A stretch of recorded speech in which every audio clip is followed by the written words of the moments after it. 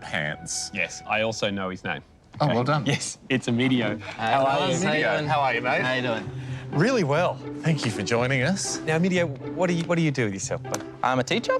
I've been teaching for 13 odd years. Is this a teaching-based story? It is a teaching-based story. This actually happened in my very first year as a teacher. So fresh off the assembly line and, you know, full of enthusiasm, full of, you know, energy, you know, still had that back then. You. Aren't they just so inspiring?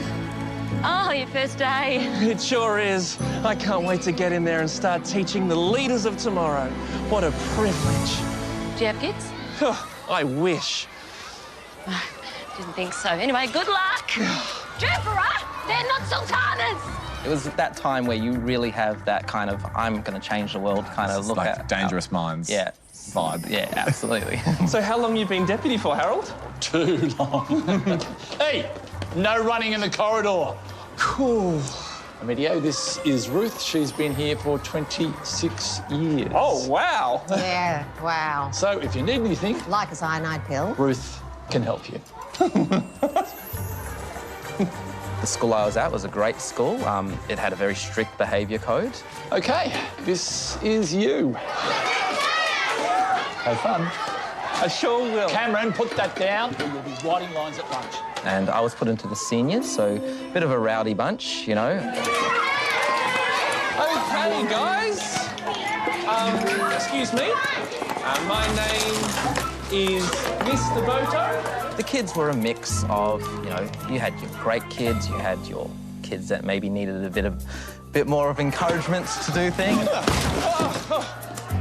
Okay.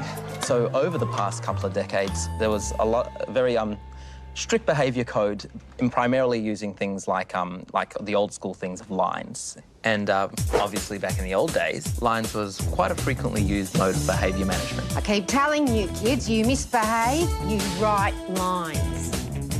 So they've been doing it for ages. So we're talking a couple of decades. Tessa, socks up. Sorry, miss. Well, I've told you, your socks are down. You have to write lines. And if you don't finish them at recess, you have to do them at lunch. That was when you had to do your lines, was recess and lunch. So quite often you'd walk past these senior classrooms and there'd be 8 kids sitting there having to write out lines. But this story kind of starts in the second term and really centres around a boy named Damien. To give you a kind of understanding of Damien, as opposed to all the other boys in the classroom who were right into football, We love football! Damien wasn't interested in those sorts of things. He was into real-world sort of stuff, like he'd quite often get into conversations with me about current events. Oh, what are you up to there, Damien? Can you believe this, Goose?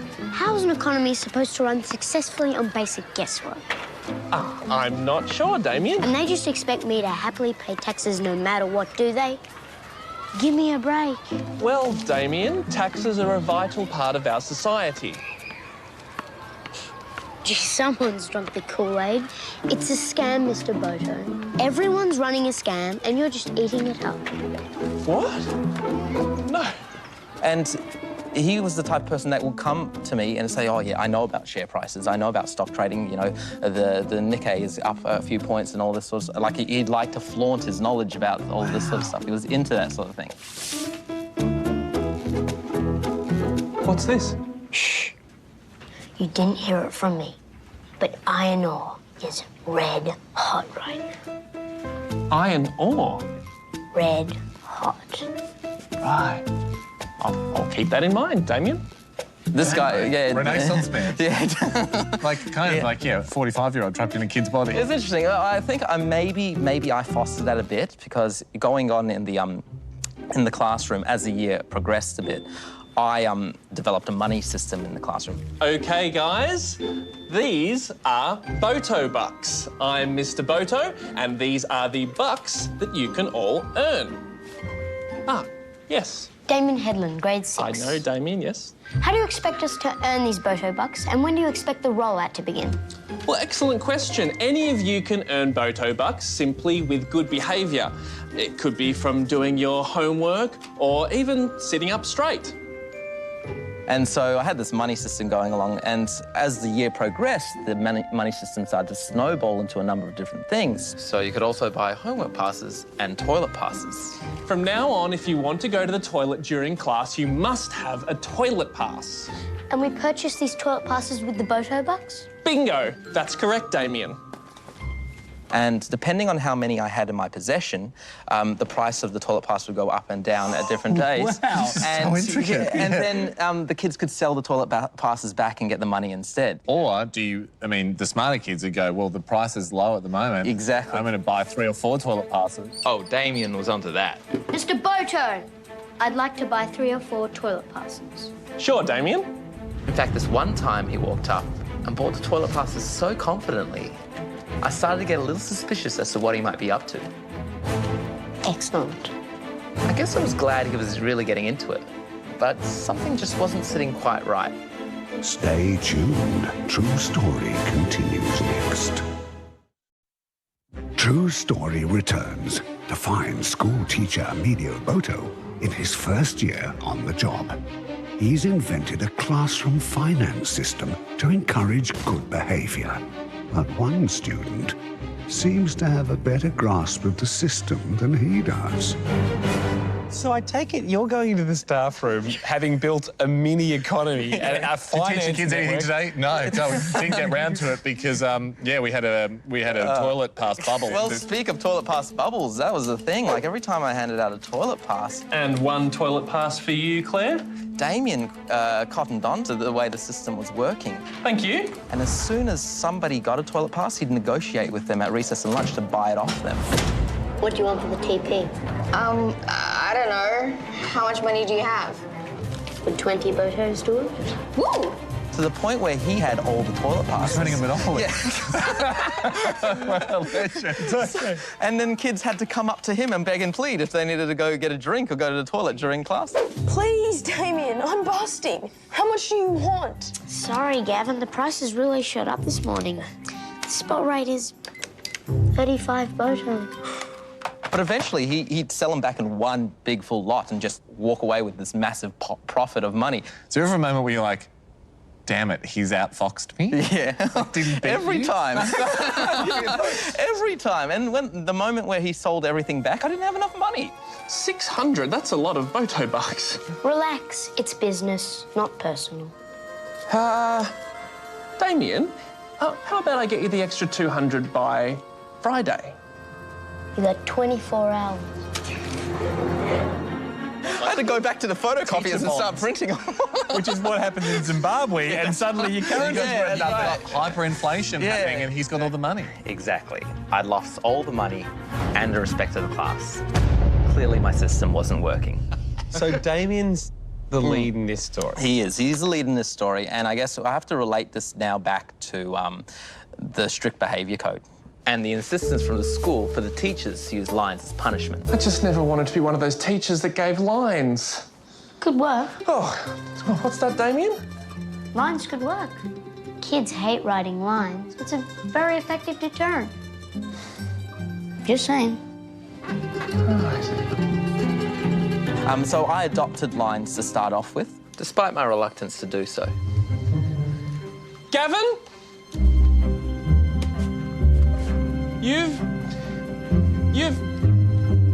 You've got lines. Really? Really? You've got lines. I'm giving you lines. Oh, okay. Sorry, Mr. Boto. Good. Yes. That's good. The amazing thing was, it worked. Lines.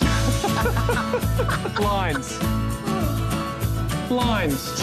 Lines. Lines. Lines. Lines. Lines.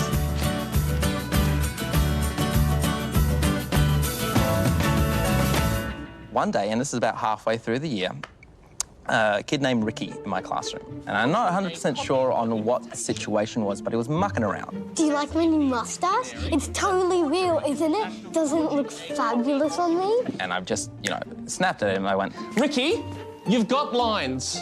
and so he kind of looked at me in like just a Not really a shocked way, but an accepting way. Yeah, fair call, Mr. Boto. Fair call, is it? OK, well, it's recess now, and you have to stay in here and write lines while everyone else is out there having fun. Can I just get a pen for my bag? Well, yes, but be quick. Yes, sir. But then I see Damien chase after him. And I don't know, I think this was just out of pure curiosity. I walk out and there's a busyness of recess at the time, so they don't notice that I'm walking behind them. And I just see Damien and Ricky huddled around the bag. And I hear Damien whisper to Ricky, This one? and then I just kind of did the cough. Excuse us, boys. What's going on here? Damien? Damien, what is this? This is none of your concern. Classroom, now. I put the file on my desk, sat the boys down in front of me, and Damien was just totally calm. It's okay, Ricky. I know our rights. And when I opened the file, I just couldn't believe my eyes. Stay tuned. True Story continues next. We return to True Story in the midst of a bust. Emilio has just seized a mysterious accordion file, the contents of which would blow his mind. In this accordion file, 150, close to 150 pre-written lines, all post-itted, all categorized in different categories, different handwriting, different styles of paper, different colored pens, different strokes, different amounts as well. Close to 150 pre-written lines.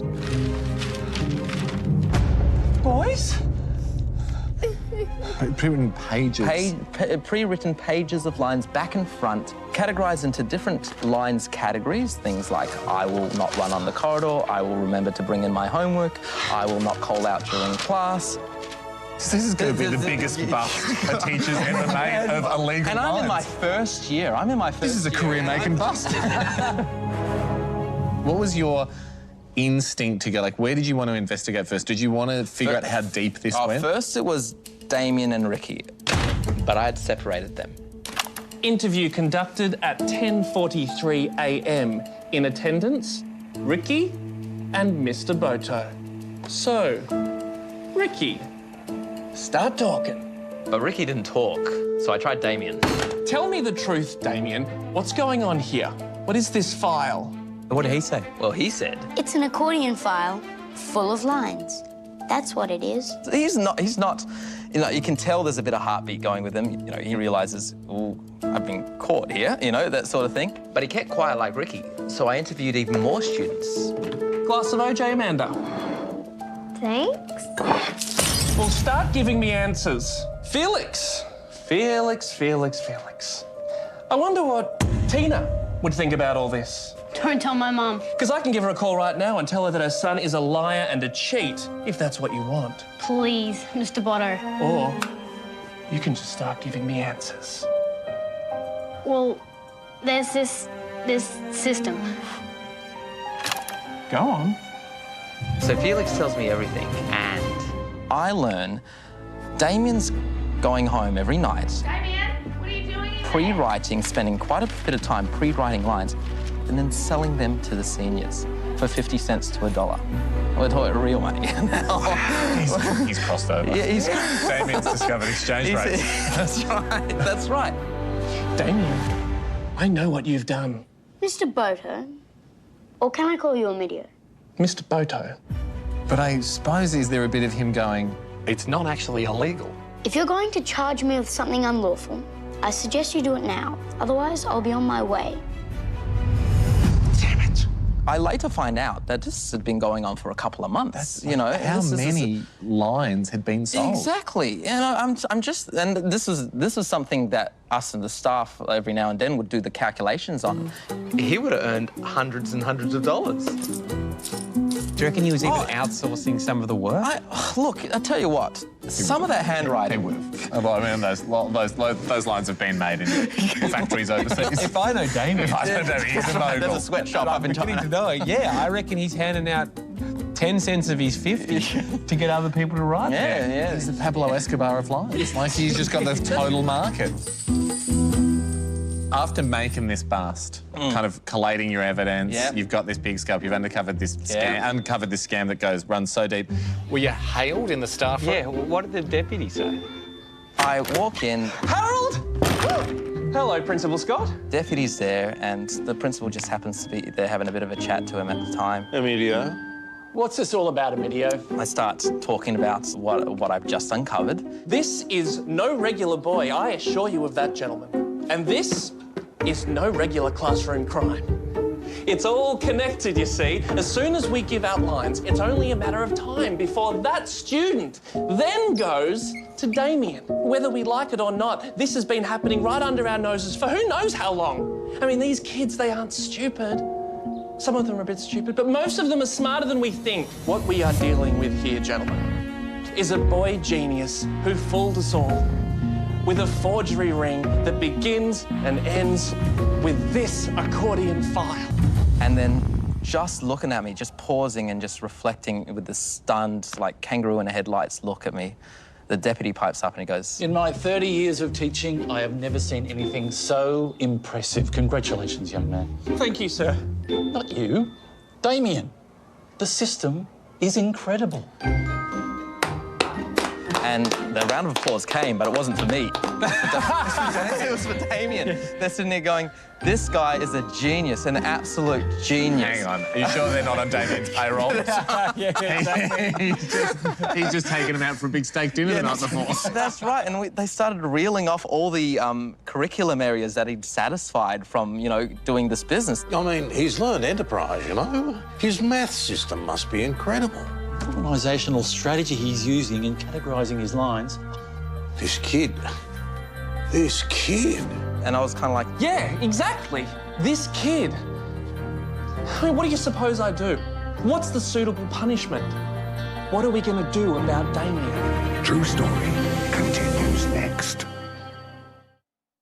We left True's Man's hand, because that's what I feel like doing.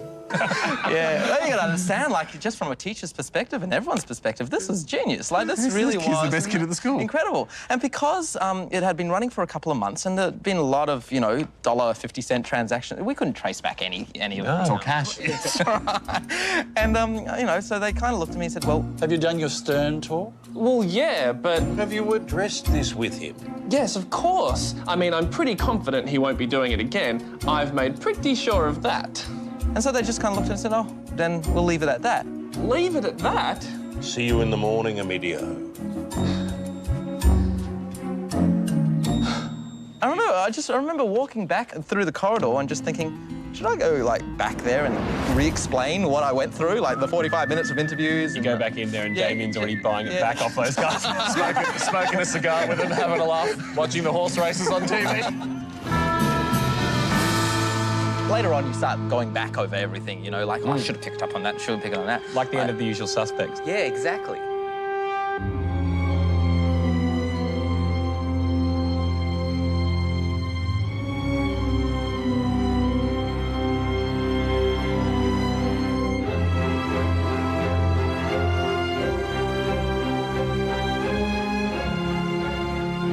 It's a scam, Mr. Boto. Everyone's running a scam, and you're just eating it up. You misbehave, you write Lines could work. Kids hate writing lines. It's a very effective deterrent. Because lines... There's this system. Tell me the truth. It's business, not personal. This kid. Like the end of The Usual Suspects. Damien. Damien?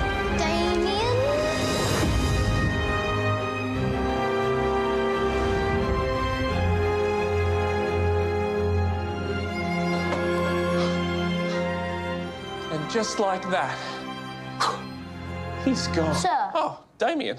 You look stressed. I'm fine. Now, I don't want to scare you, but have you been checked for high blood pressure? I haven't, no. Sensational. Yeah, thank you very much. Thank you. Thanks, video.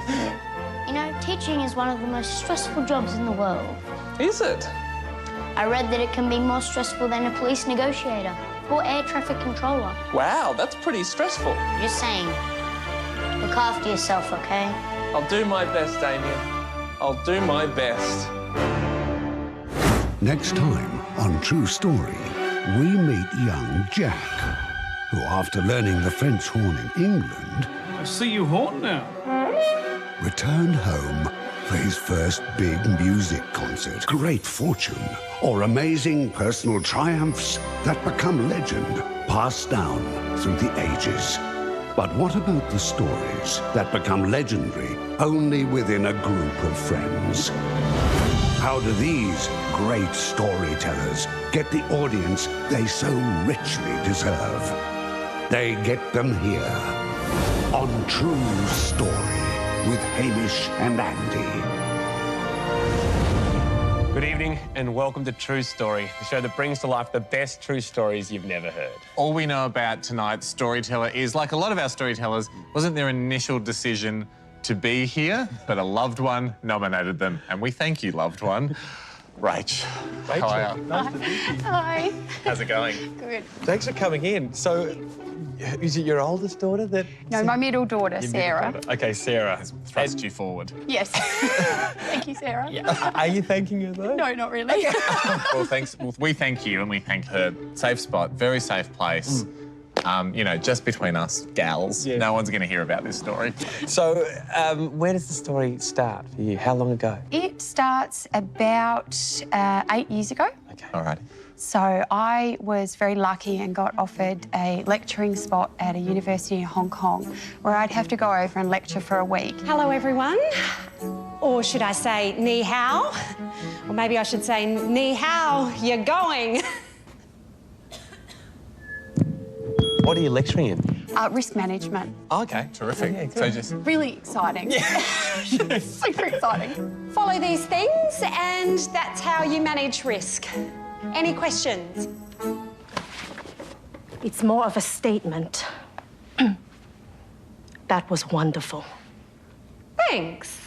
And so I would fly over and do my lecturing, and sometimes Mark, my husband, would come over with the kids, and sometimes it was just one child or sometimes all five, depending on how much money we had at the time. 5 kids? Yep. You have no money then? No money.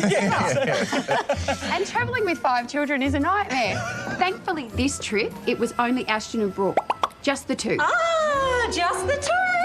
And so does this story take place on a lecturing trip? It does.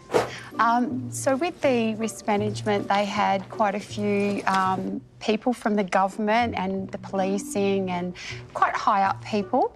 And one of the corrections bosses was a lady. Excellent presentation. Oh, thanks so much. I love the picture of Tom Cruise from Risky Business during the slides. Oh, just trying to keep it fun. And she asked me out to dinner. To celebrate the management of risk and to thank you, I would like to take you out to dinner. Please, accept my invitation. And I said, oh, look, I'm sorry, I can't go because my husband and children are coming over. But she said... Oh, Rachel, I don't foresee a problem because you can, of course, bring them. Oh, and I thought, oh, that's really sweet. And I usually sort of avoided going out with the students, but she was really nice. And she said, we will bring our child because you will be bringing your 2 children. Oh, wow. So many children. The blessing of children. So I had Ashton, who was 3, and Brooke, who was 6 at the time. Okay. And what's this girl's name? Her name was...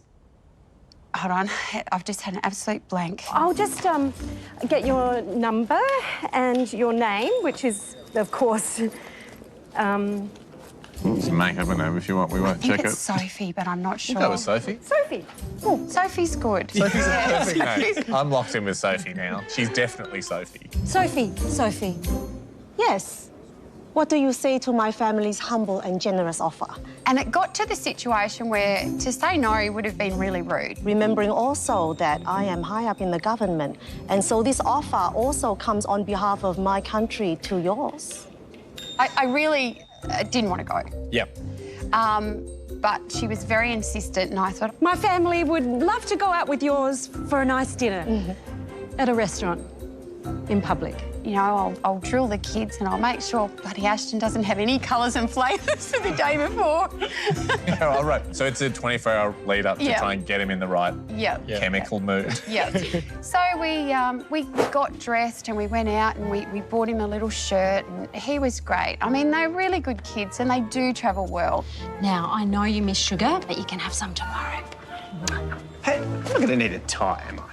No. And we went to this restaurant. It was in a place of Hong Kong called Lan Kwai Fong. And when I saw it, my heart sank. Why? It was very, very fancy. You've got to be kidding me. Should have worn that tie. And we opened the door and we walk in and there is a beautiful ornamental fish river with these huge lucky goldfish, Persian carpet. The chairs had these beautiful backs on them that went sort of up miles and the people were standing behind the chairs.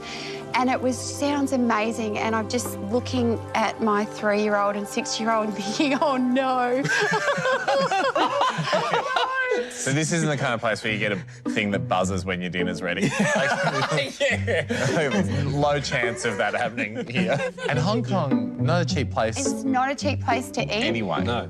But she had been quite clear that her husband would be paying. Oh, good, good. Okay. Did you feel the need to bring it up at all, to be like, thank you so much for having us here for this dinner you have agreed to pay for? Like an upfront reminder? Well, just make sure.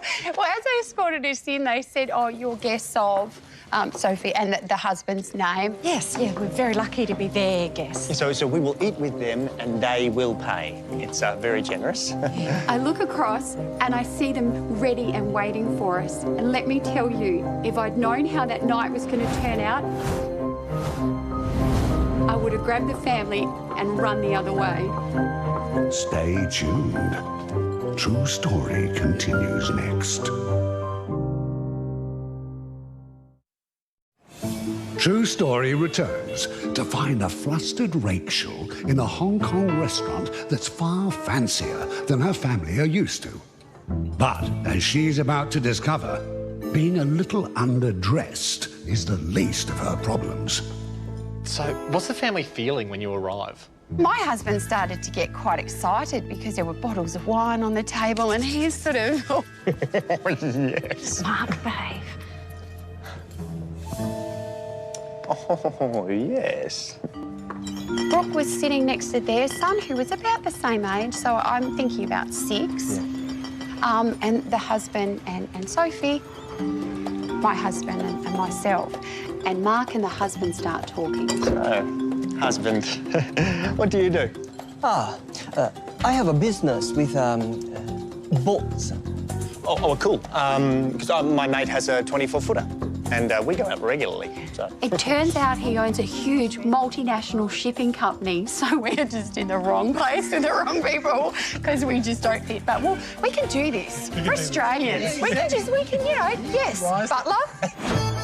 This reminds me very much of our local Chinese place at home. It's very nice. We go there a bit. Good pick of the wine, husband. Have you tried the 1921? I have. Didn't love it. Butler, could we get some more butlers over here? I'm a guest near the table. How wonderful. Enjoy your night. We started and they brought out some food, and I have to say my daughter Brooke, the 6-year-old, had at that stage quite a severe childhood peanut allergy.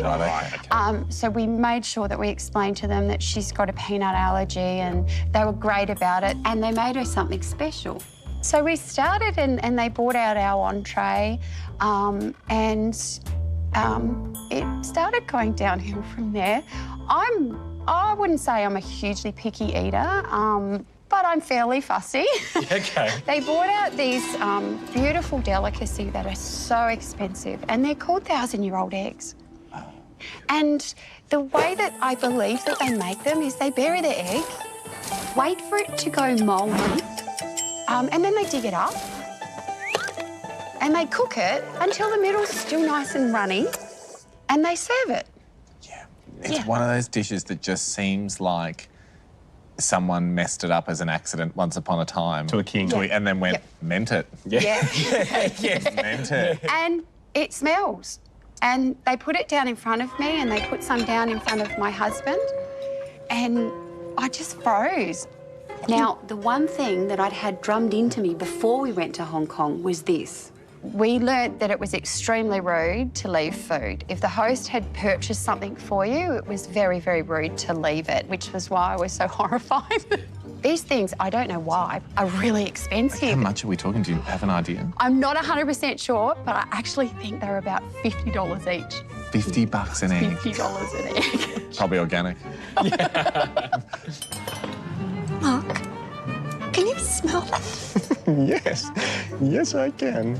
And I'm looking at him and he's looking at me and I lean across and I just couldn't think of what else to do. And I said to him, Mark, if you eat my eggs tonight when we get home, I'll give you anything. And Before you could even look down, it disappeared. And he's like, anything? Tonight? Anything tonight. Yes, anything. Just eat my feral eggs. Okay. So he started with one of his eggs and I'm still chatting to avoid even looking at my egg and trying not to smell them. Angelina Jolie is very pretty, isn't she? Yeah. And I could see his mental debate. Do I bite or do I just do the whole half an egg? So he paused for a moment and then just did the whole thing. Like a snake. And he's looking at me and he gets his glass of wine and he just drinks. Stars doing, you know, yeah. He's just had to have a whole red wine chaser. It's delicious. He's had one half an egg. He's got 3 to go. But I want anything. So you can see him stealing himself. So he picks it up and I'm still chatting because I'm not looking at my egg. I'm going to say that the Beijing Olympics were the best Olympics ever. I mean it. They should do it again. And so he has his other half and his eyes, he's almost crying. His eyes are watering. He has another, because as soon as he's had it, they fill it back up. He's had another red wine chaser. How often does Mark get anything? Not often. I don't think so, mate. I don't think it's weekly. We have 5 children. Yeah. Never. 5 times. Mark's like, wow. So he grabs one of my eggs. I'm still creating a diversion. And the long bit was just So funny. swinging, wasn't it? Yeah. And I looked so much taller and I felt taller and I was strutting my stuff. And then the music started. Brookie's been served her special food and Ashton's eating some rice and it's all going beautifully. Mark's starting to sway a bit because he's had 3 red wines in about 5 minutes now. And he reaches across while I'm chatting to the host and he grabs my egg and he puts it up to his mouth. Meters. And just as he's putting it in, the host said, "Oh, Mr. Mark, you're very cheeky stealing your wife's eggs. You don't need to take hers. I'll get you some more.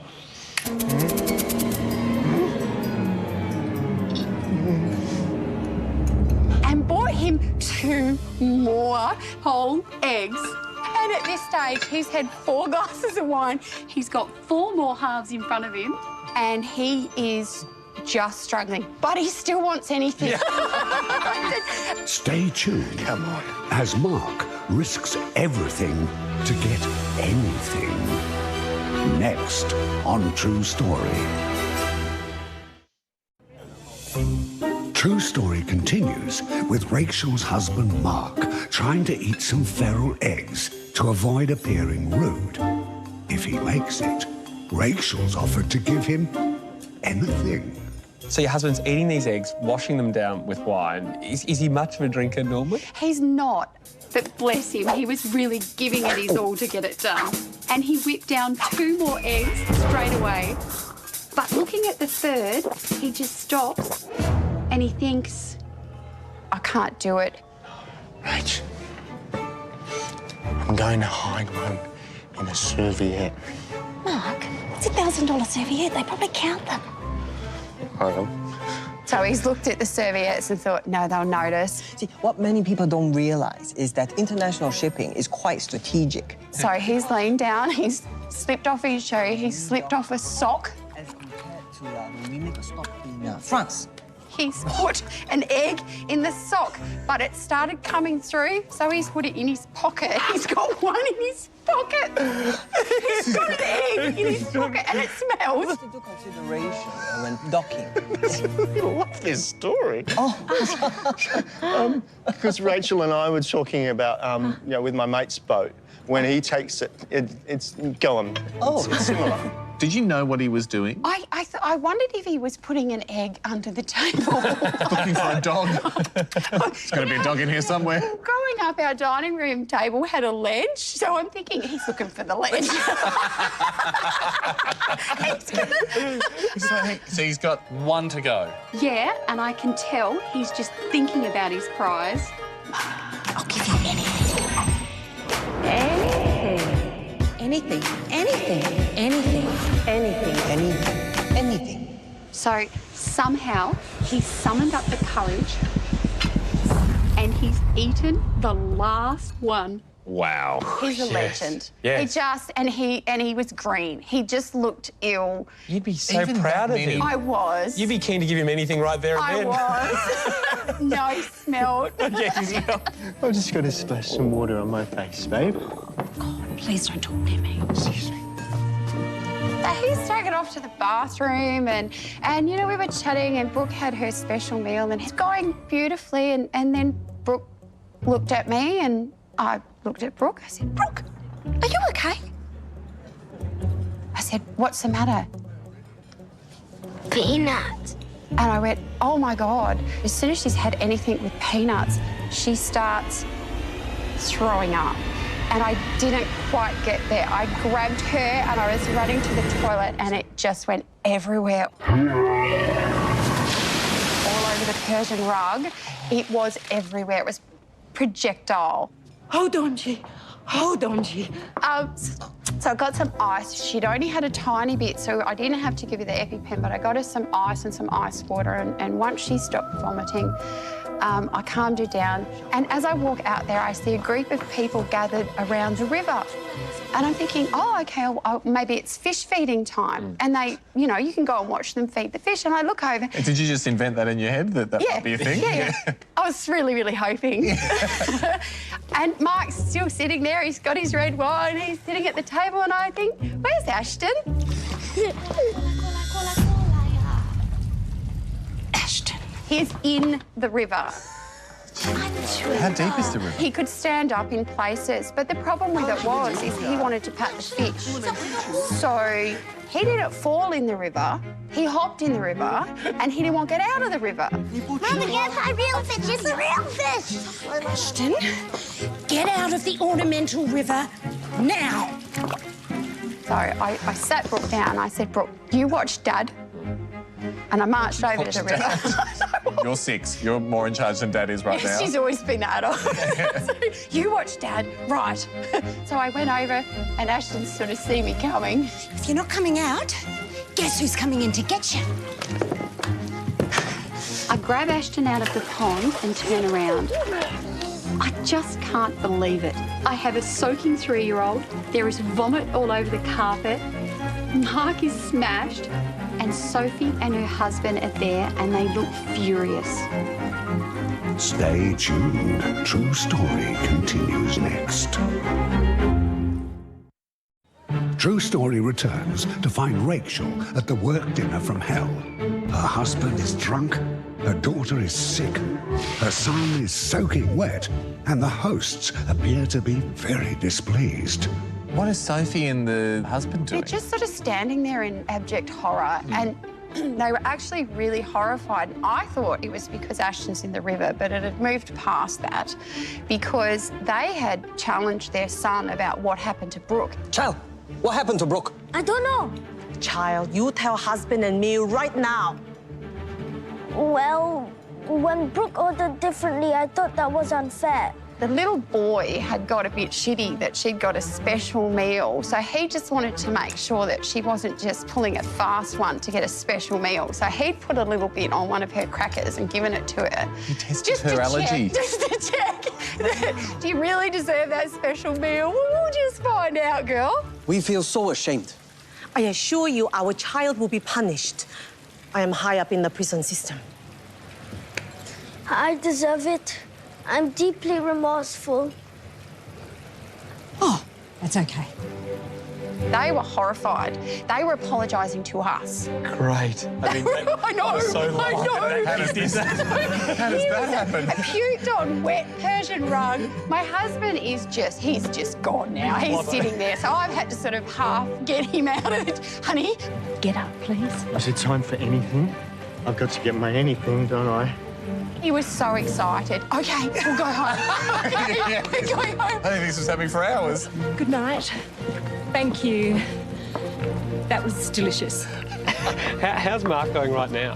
He's still upright and still walking, but we sort of had to help him. And I'm just thinking, I've never been so humiliated in my life. But as soon as we got back to the hotel, it all came up. Dad's just having his own little special time, Brookie. Oh, it was the worst. It smelled like something had died about 6 months earlier and come out of him. It was the worst smell ever. If they bury an egg until it goes rotten, Yes. and then they cook it, and then you bury it and pickle it in like 5 litres of wine, there's no way. Again. They so richly deserve. They get them here on True Story with Hamish and Andy. Good evening and welcome to True Story, the show that brings to life the best true stories you've never heard and we've never heard. No, we haven't, which is why we're pretty excited to get into another one, because tonight we get our story from Stubby. Hey guys, how we going? Great, mate. Good, bud. Real pleasure to meet you. Big hands. Just, regular size on the arms. Yeah, that's good. And are you not happy with the size of your hands? Nah, they're very supple and small. Is that why you're called Stubby? Oh, yeah.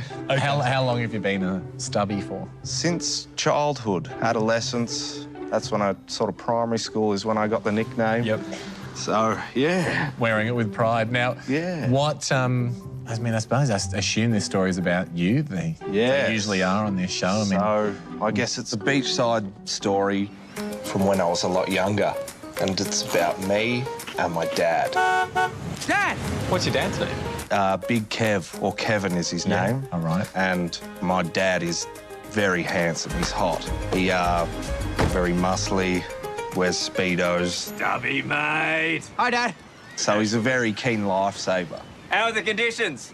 7 or 8 foot, I think. You sure about that?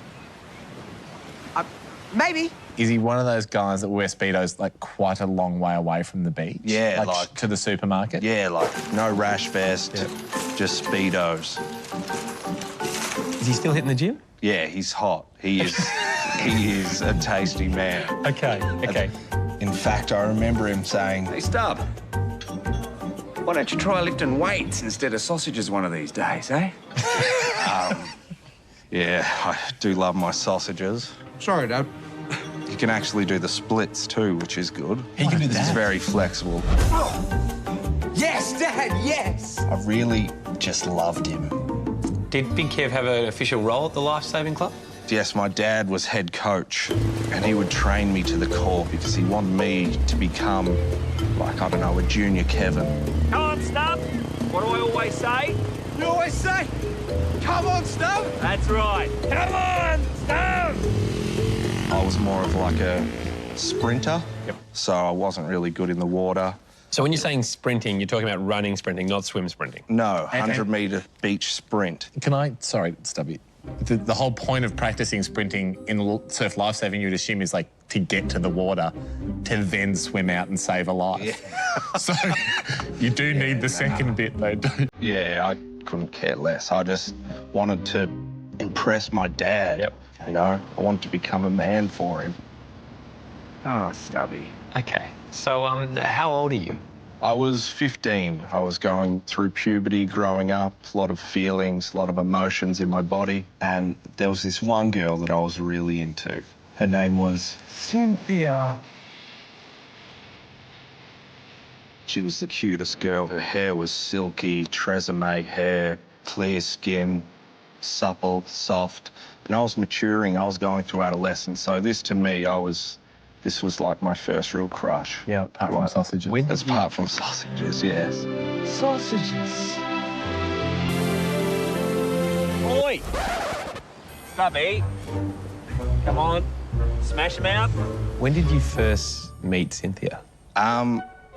Well, the thing is, I sort of saw her at life-saving carnivals and I just didn't have the courage to speak to her. I was too nervous and she was talking to the really hot men. Your dad? Yeah. My dad was on a jet ski. Yeah, Dad had brought a bench press down to the beach, so everyone was cheering him on because he was going for the record. Yes. So would you, like, you see her every weekend? No, it was just at carnivals. And How often's a carnival? Maybe once a month. And the only time that she noticed me was actually when I dropped my sausage in the sand.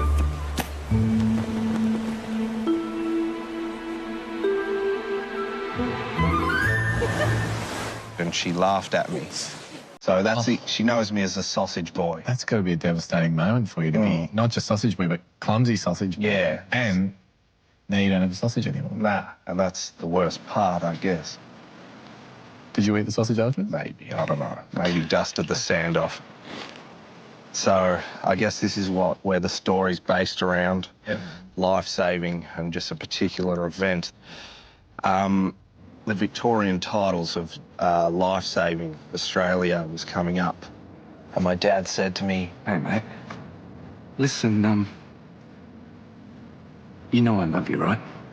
Yeah, I know, Dad. I love you too. I guess my dad, he just wanted to see a medal around his son's neck. And you know the state champs, they're a big deal for me. Yeah, I know, Dad. Like, a really big deal. They're a big deal for me too, Dad. I know, mate, I know. I just wanted to say, where did you get that sausage? Jeanette gave it to me. Well, don't worry about that now. I just wanted to say that whether or not you make it into the final, I'll be proud of you. If you just do your best. Nothing else matters. You just dig deep and give it your best shot, eh? Got it, Dad. All right, mate. Now, down and give me one. That's it. All the way down. He was my hero. All right. Almost all the way down. He still is my hero. So that's one of the drivers. But then also there's Cynthia. Yeah, so I guess that was for my dad and for Cynthia. These two people, although I didn't really know Cynthia, I wanted to impress them. But you knew she'd be at the state championships? Yeah. I knew if I could do well enough at this carnival, it could be the moment Cynthia fell in love with me. And maybe we could spend the rest of our lives together. Having said that, the carnival day didn't exactly go to plan. True Story continues next. We return to find Stubby in training for the life-saving state champs. Oh, that's your quickest time yet. Where a medal would not only make his father proud, but perhaps win over the girl of his dreams. But you must have been pretty quick. I was, like, for a big boy, I was quick. Yeah. It wasn't that pretty watching me run, like a bit of jiggling. Let's take us to the day. You're there, run us through the situation. It's a huge day. Picture all beachside suburbs sort of have a life-saving club. So there's hundreds of people there. Morning, Kev. How are ya? Morning, Kev. Good to see ya. How you going, boys? Welcome to the Victorian State Finals. If you're a competitor, please register when you arrive. Righto, champ. That's you. Now, game face on. That's the way. Had you caught Cynthia's eye when you arrived at the carnival? Yeah, I actually saw her as soon as I got there. Stub? Earth to stub. What? You right, mate? You a bit nervy? No. Ready, Dad. Good man. That's what I like to hear. And you know what? I've got a really good feeling about today. Really? Really. I've got a good feeling too. All right, did you have a main rival on the day? Yeah, a guy called Clive who was like the real athlete of like Life-Saving Victoria. He won every event. Okay, that's low, mate. We've still got medium and high up our sleeve. Is there heats, and then finals? Or? Yeah, so obviously you run the heat first, then you go to the semis, and then you go into the final. How'd you go in the heat? So the first heat was quite a breeze because Clive, don't like Clive, but he wasn't in it. And he wasn't in the semis either, so I got a very lucky draw.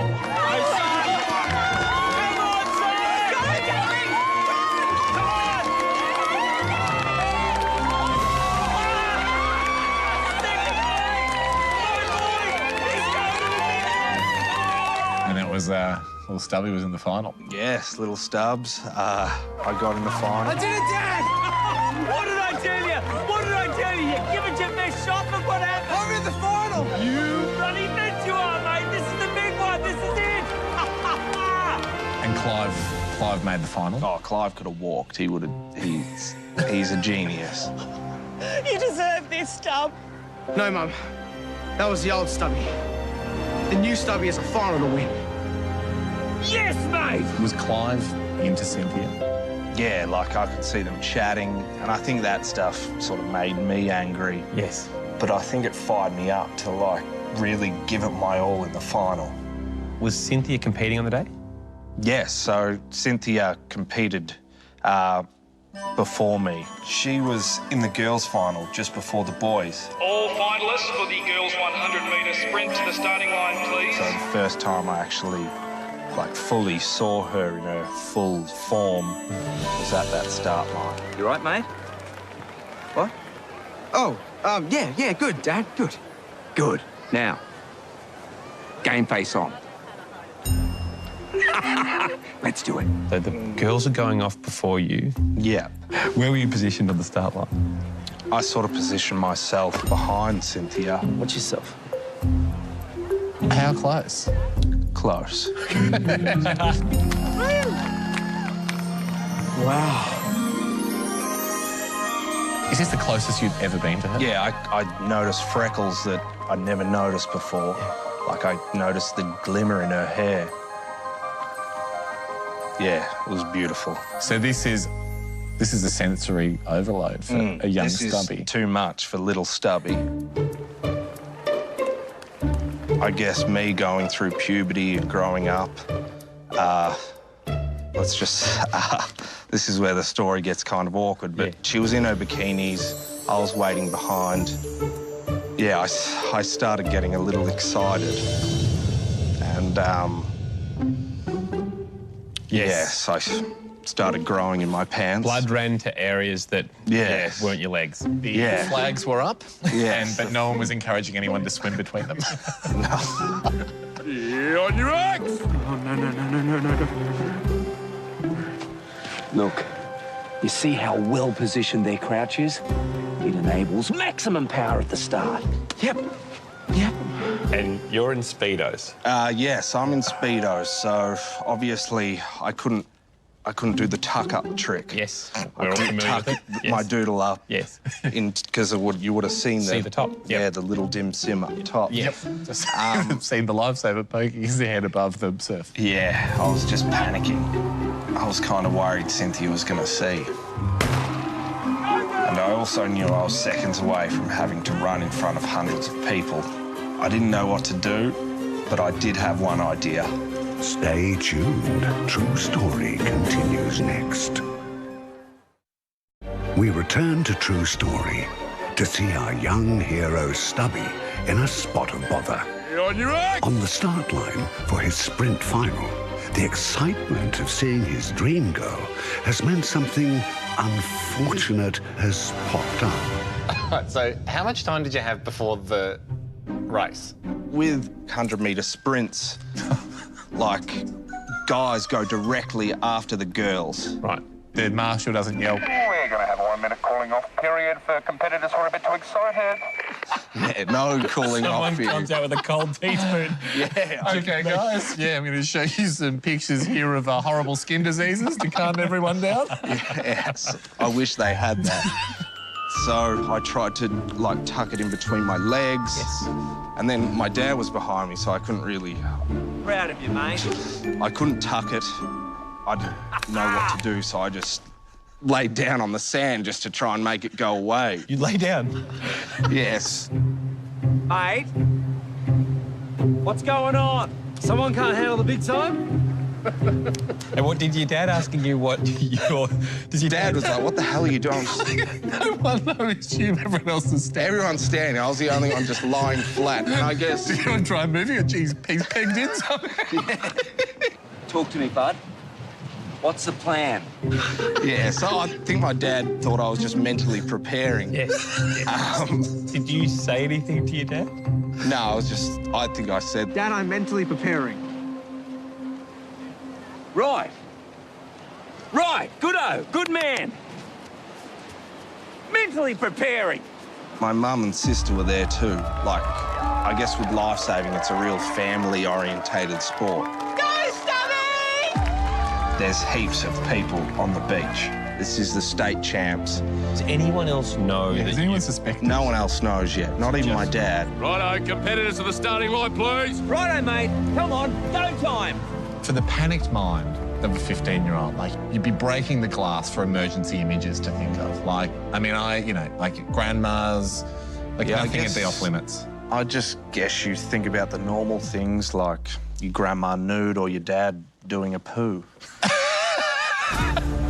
So I'm lying on the ground and I'm just thinking what my dad said to me in the lead up. Nothing else matters. You just dig deep and give it your best shot, eh? And I figure I just got to go for it.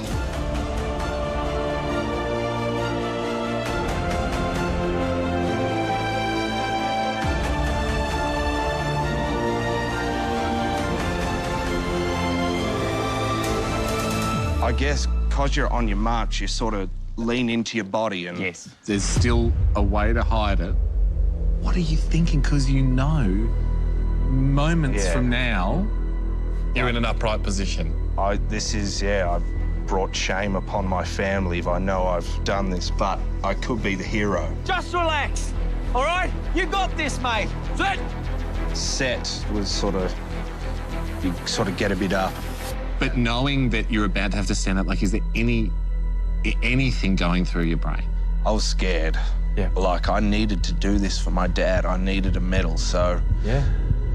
Why not do it with a hard Johnson?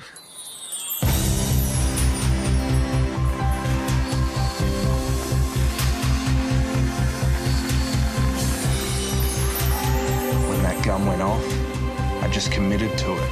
I just ran.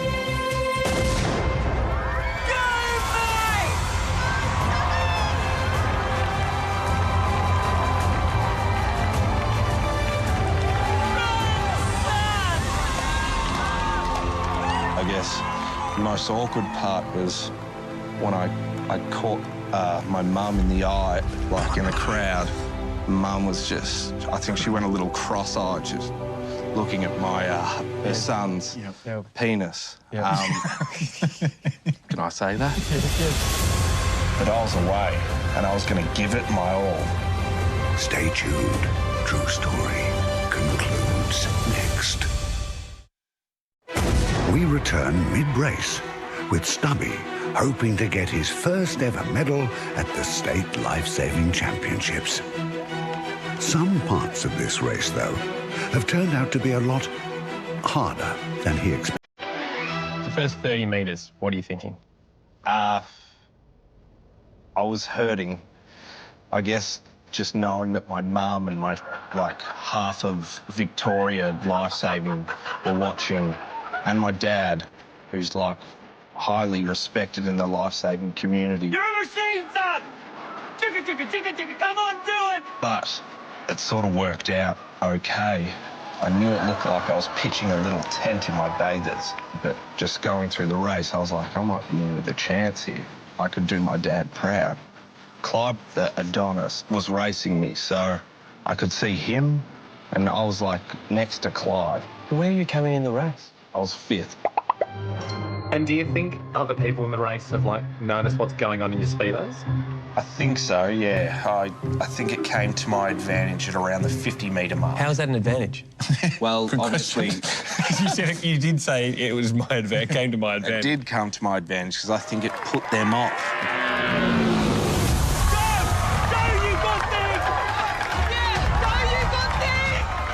I guess, like, I've never won a medal before, so even if I came top 5, it'd be great. Yes. But I think at the finish line, I, like, I nudged forward. It didn't get me a gold medal, but I got a bronze. Yeah. And it was literally by probably that. Really?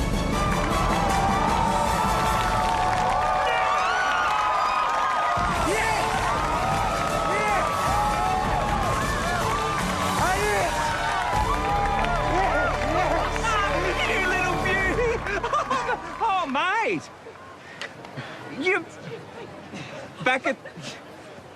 When you... Son. Well done, son. So, yes, I got a bronze medal. You came 3rd, your groin came 3rd, your body finished 9th. That's a bit generous. So, yeah, you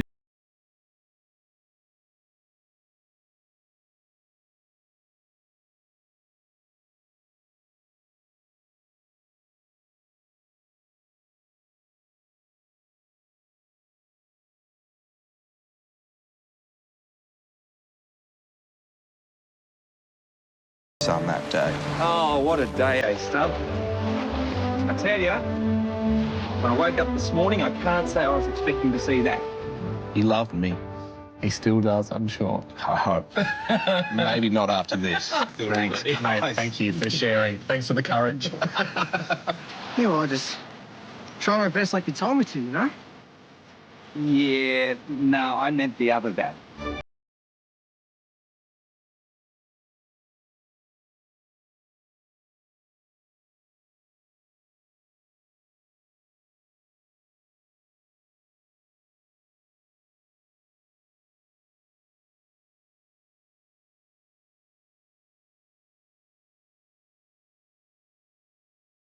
True story with Hamish and Andy.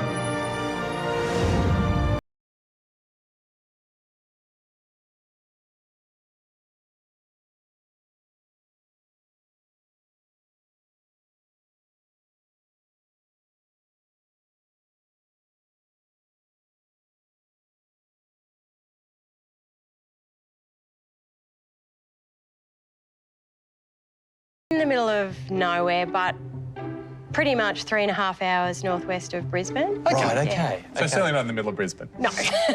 No, in the country town of Kingaroy. Okay. Beautiful. How many people? In Kingaroy, there's probably about 12,000 people. All right. Yeah. How many pubs? Too many. Yeah. 11,000? Yeah, too many. Now, how long ago did this story take place? In 2004. And what does it surround? It surrounds me and my husband, Matthew. Hey, Sammy. Oh, hey, I got that report for you. We work in the same local government department, but yeah, here it is. What's he like? Is he a is bearded man? Is he rugged? Is he a lumberjack type fella? No. Okay. No, he's short, he's dark hair, fair skin. Hey, Dad. I think I might microwave that pumpkin risotto for lunch. Fine. Fine like you want half of it, just not right now, or fine like I can I'm have... just doing this with Dave, hun. Sorry. So, can I have all of it? Yes, have all of it, Matthew. Great, thanks. Hey, Dave. Bit of a wuss. Yeah. Okay. Yep. I guess he's a confident guy. He loves to show off. He loves to dress up. Gets, you know, best dressed woman at every function we seem to go to. A confident wuss. Yeah, a confident wuss. All right, great. However, Matthew has a fear of needles. Okay. Gotcha. He's pretty much the entertainment for when we get flu vaccinations at work. It's time, Matt. No. Yes, He will try everything to get out of it. And the whole workplace loves the fact that this is happening? Loves it. Are we on? Great. See you over there, Sammy. The workplace shuts down and they will all leave their desks to go to the reception room where it's actually where we all get our vaccines from to watch Matt. Please don't make me do this, Sammy. Has he ever successfully had flu shots? Like, have people got him there? Oh, yeah, and we hold him down. It's not that I'm scared. It's just I have a really important phone call to make. That's not funny, Mitch! OK, right. Yep. I think we get it. I think yes, he does need us. So this story is about you and Matt. Yes. Matthew and I had been trying to have a child for probably about 5 years. We're going through IVF. Yep. We ended up successfully having one child, which is Huey. He's now 11. Oh, great. So this story is based on sort of the pregnancy with Hugh. Oh, the life of Huey. Yeah, well, once we started the IVF program, we had to have blood tests taken. So we walked down from the specialist centre. You good? Babe, I could not be better. Today is going to go great, and pretty soon we're going to be parents. We walked in probably about 25 metres down a hallway, and as I was talking to Matt, I was saying, oh, OK. So I have the referrals here to have our bloods taken. Whoa, what? Our bloods? Isn't this all about you? I mean, you're the one having the baby. I'm just an innocent bystander. Well, they need your bloods because you're the father of the baby. Yeah, but... Or I suppose we could take the option where they just wing it without knowing your bloods. Is that actually an option? No, Matthew. Winging it is not an option for the highly technical medical miracle of IVF. So we turned the corner, went down 3 steps, got to a landing, and we're at the fertility clinic. And I walked up and I said, Hi, my name's Sammy. My husband and I have an appointment to have some blood taken. We'll need to wait for your husband. Is he far off? What? Jesus, Matthew. So they couldn't see him? They couldn't see him. Was he hiding or...? No, he was near passing out. Sorry. So he's hyperventilating. Matthew, get up. I'm all right. I just lost the contact lens. It's here somewhere. You don't wear contacts. Oh, I just got them. Maybe it's in the car. I'll go get it. So they said, we'll take you in first, Sammy, to take your blood. And I said, no, you will have to take Matt's blood. Yes, this cannot be left unattended. Yeah. No. So we had 2 nurses, the receptionist and myself, sort of carry and push him into the room. I think I should lie down. No, you'll be OK, love. How much fight did he have in him at this stage? None. So he's he's sort of semi-unconscious. Oh, the cat's in the car. We don't have a cat. Oh, I have to get... Don't worry, I'll be back in a sec. I wonder if there's rules against if someone is semi-unconscious. Can you just take their blood? Well, no, they won't. Sammy. Yes? Oh, right. Oh, there it is. And there he goes. You are joking. So then this went for probably about an hour and a half, 2 hours. How many times did he come back and then go back out again? Oh, would have been more than a dozen. That is unbelievable. That's got to be some kind of record. Matt, it's time to take some blood from you. 60!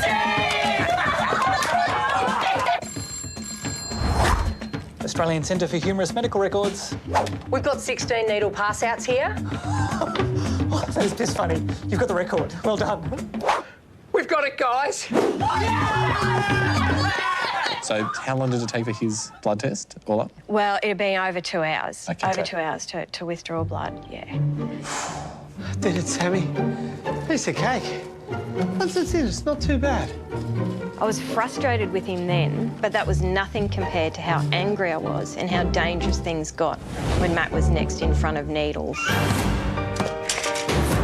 Oh, my God, is he dead? Don't care. Stay tuned. True Story continues next.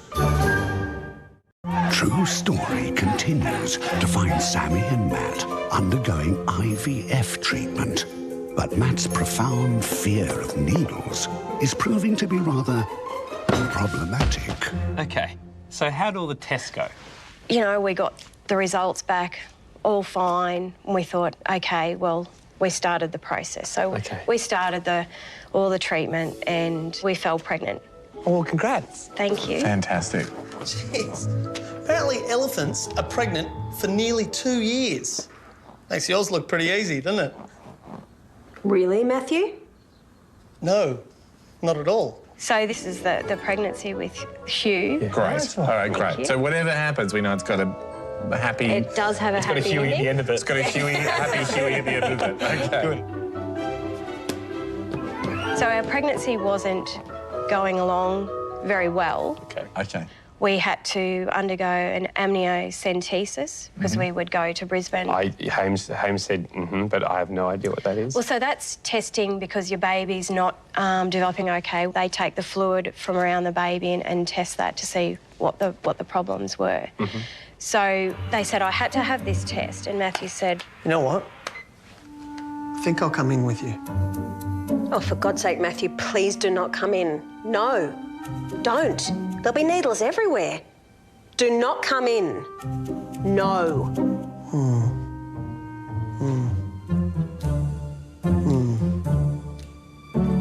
I think I'll come in. You know, I'm brave. I'm coming in to support you. It's a husband's duty and honour. okay. Oh, maybe I'll wear my belly dancer outfit, you know, give the doctors a bit of a cheer No. up. Okay, then. So the morning of, we arrive and we walk in the door. We have a doctor and a nurse. So the doctor's the one that's sort of doing the needles in my stomach and the nurse is sort of operating the ultrasound. This is where they'll do the procedure, I reckon, love. Yes, Matthew. Thanks.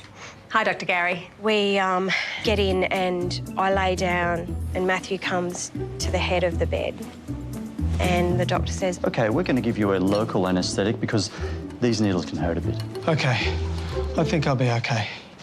Go for it, Doc. So the local anaesthetic comes out and the doctor's, you know, prepping my stomach and all you can hear is Matthew sort of going... Breathe, Matthew. OK. Needles just going in stomach now, honey. Oh boy. There it is. Nice and still, everyone. Yeah, good call, Doctor. Nice and still, everyone. Dr. Gary had brought out sort of the tray and he was saying what particular needle and gauge was for. As the local anaesthetic was sort of kicking in, he'd say... OK, folks. The area's been successfully anaesthetised. Now, let's be still for the main procedure. Oh, like this? Like this, Doc? That's fine. Oh. And Matthew's like now sort of starting to turn his body away and you could hear it. So we're about to insert the main needle. Getting louder and louder and I'm saying, For God's sake, Matthew, shut up! Shut up! I can't hear what he's saying. Oh, I'm sorry. So this needle... It... You are saying needle a lot, Doc? the groaning and the noises from Matthew became a lot louder and a lot more frequent, and it was getting embarrassing, and the nurse is trying to, you know, say... It's all okay. It's all going beautifully. Just keep still. Sammy, keep still. Matthew, you've been great. Thanks, Doc. But we need total stillness for the ultrasound and the main needle. Okay. So maybe you should pop out for a walk. No, don't be ridiculous, Doc. All good up there, Sand. I'm good. So were you still chatting to Matt, or did you try and shut him out? No, I was shutting him out. Okay. I was shutting him out, well and truly. Yeah, you made the decision. And I'm not with this guy anymore. That's, I mean, he can see the baby from time to time, but he's out. Yeah. OK, Sammy, we are right where we need to be. So they were operating their ultrasound and it was sort of going along. Total stillness now, everybody. Syringe, please. Whoa. Whoa. Thank you, nurse. All good there, Matthew? Inserting needle now, Sammy. No. No. No. No. No. No. And that That's too much for Matt. That's too much for Matt. And he mumbled. I don't think I can leave. And I didn't at that time know what he said, but he thinks he said... I think I should leave. We know, Matt. I've been asking you to leave for ages. Just try and relax, Sammy, OK? So the next minute, Matthew pops up. OK. And heads straight for the door. Help. Anyone want to get a Fanta? Bang, like this. And I sort of jumped, and the doctor jumped, and the nurse jumped. The doctor has turned around and said... Oh, my God, is he dead? And the girl, the nurse, she said, I don't know. I don't know. I'm just staring at the roof, not sure what's going on. But either way, I'm not real happy with Matt. Stay tuned. True Story continues next. Tension is mounting as we return to True Story. Sammy's needle-phobic husband, Matt, has fainted again. But this time, there's genuine cause for concern. Oh, my God, is he dead?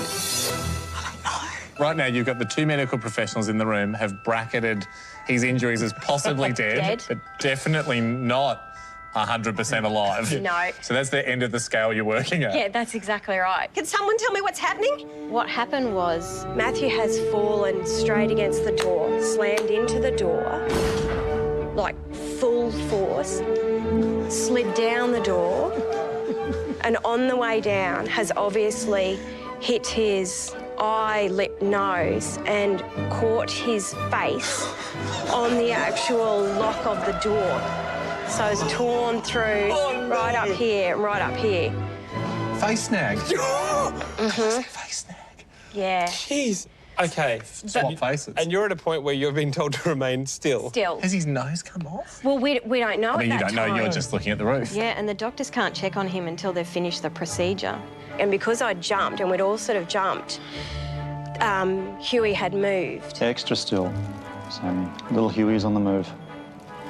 And so we saw his hand come up near the needles, and the doctor has tickled my stomach going, over here, baby. Over here. Come on. And you saw Hugh go off the screen like, blop, blop. What? It's so funny that he's just floating around the womb going, what's that? Yeah, that's exactly. Oh, I'll touch that. Someone's in the house. Yeah. What's that noise? Don't worry about all that, Sammy. You focus on me, you're doing great. OK, so you get Huey over to the other side. My guess is the doctor has to quickly make sure that the needles are all fine or get them out of you. Get them out of me, and then he said, I'm so sorry, we're going to have to do this again, but we're going to have to do it quick. So he said, I'm going to have to go in the lower part of your stomach where it's not numb. That's going in me with no anaesthetic. Yes. Because of Matthew. Correct. My supportive husband. That's the one. Is anyone over with face off? No. With Matt? Matt's still got his face off on the floor. Not at the moment, because there's...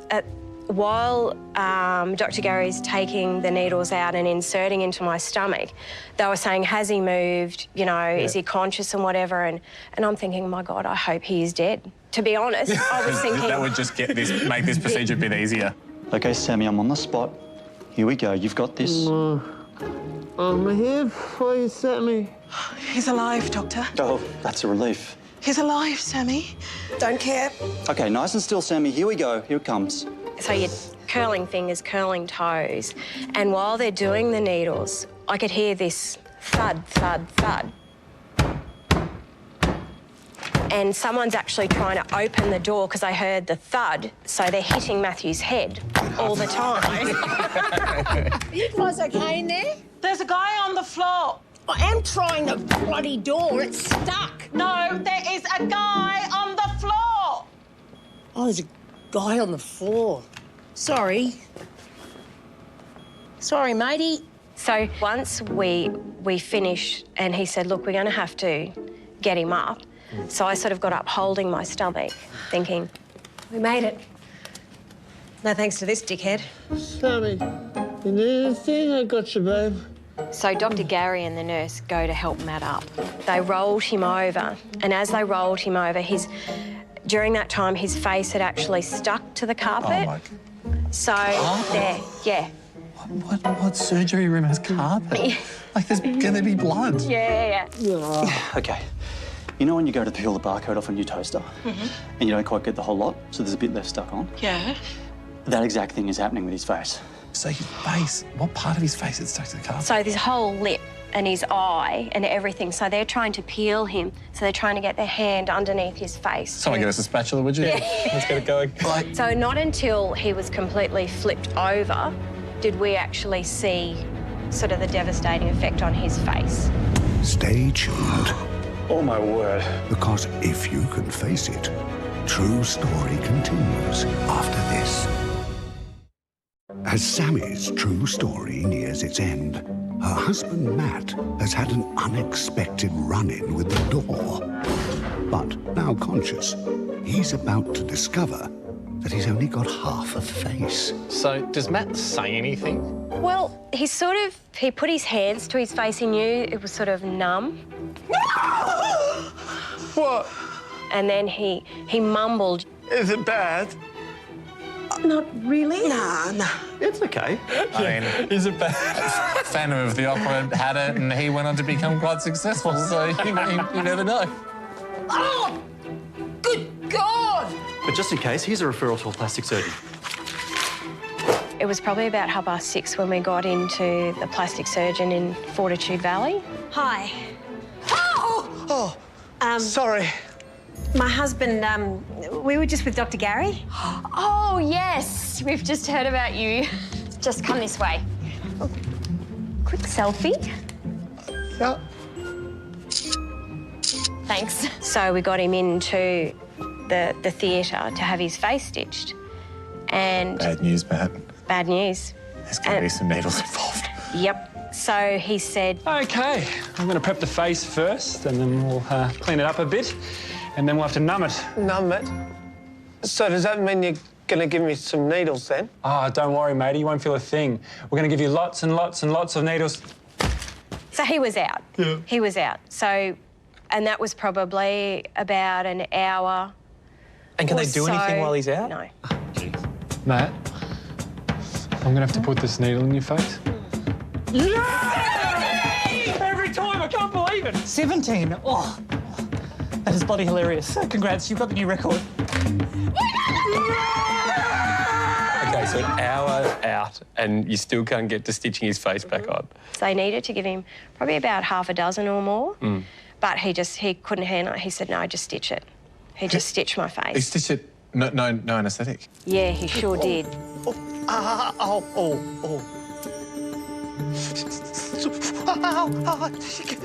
It's okay. It's okay.